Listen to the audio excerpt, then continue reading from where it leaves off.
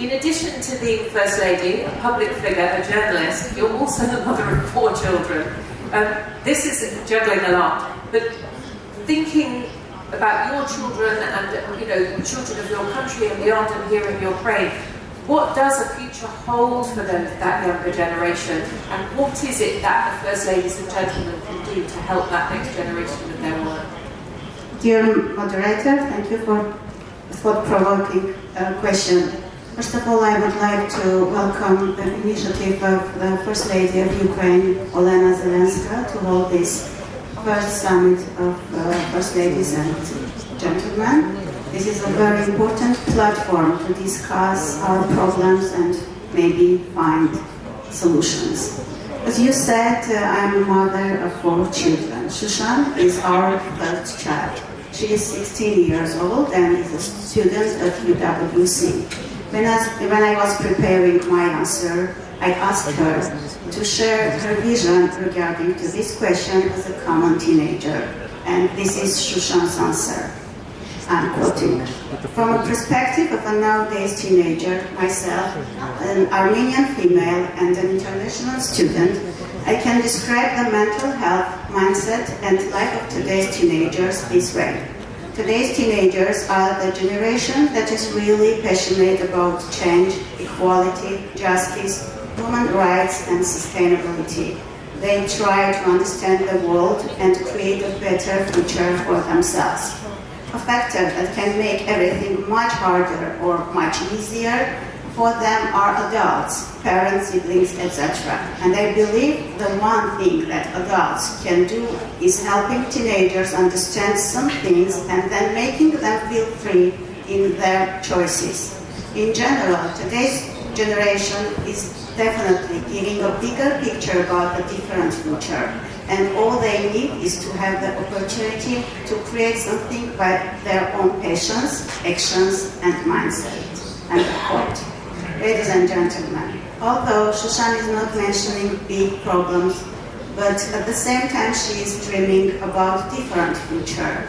And it looks like that Shushan and her friends are not happy with the current situation of the world. I don't think that they appreciate the world we live in and are going to pass them. And to be sincere, they have, let's say, huge reason for that. We are returning from the exhibition Martyrology Children, where we commemorated the deceased children in Ukraine from February 24, 2020 until now. When I think about the question what the future holds for my children, children of my country, and the children of the world, first of all, I think about those children who no longer have a future, who remain in the past, and whose memory we have just commemorated. I think that we, the adults, did not do our utmost at the time so that the future would not prepare such an end of life for them. I feel extremely guilty for those kids. I feel very guilty for all the children of the world who were martyred in various wars, regardless of which country they were killed in, without distinction of race, color, religion, or social origin. It is not normal to have martyrology children exhibition in the 21st century. It is not normal to have children scared by bombing. It is not normal in the 21st century to have children trapped in a blockade, being hungry, exhausted, with a fear of genocide in their hearts. As we speak, 120,000 people, peaceful people of Nagorno-Karabakh are on the verge of humanitarian catastrophe due to the inhuman blockade of Lachin corridor and subjected to constant life threats. 30,000 children living in Nagorno-Karabakh are struggling from malnutrition and lack of food. They are forced to stand in a queue for hours in order to get some minimum amount of food. They are witnesses frequently recorded cases of faintings which is directly related to the overstressed mental state of the residents in Nagorno-Karabakh.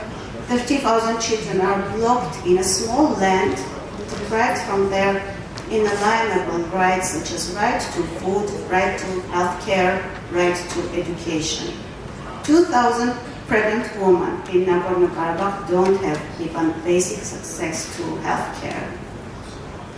Only a blockaded mind can turn a blind eye to the hardships of innocent people, and only a deadlocked heart keeps the blockade of the road of life, the Lachin corridor linked Nagorno-Karabakh to Armenia and the external world.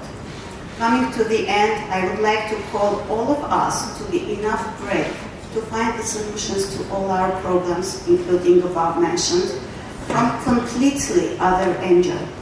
We need to value every single human life, and while all of us, or at least some of us, are busy with global political agendas and everyday routine, we need to find new ways and tools to stop the wars and value the human lives.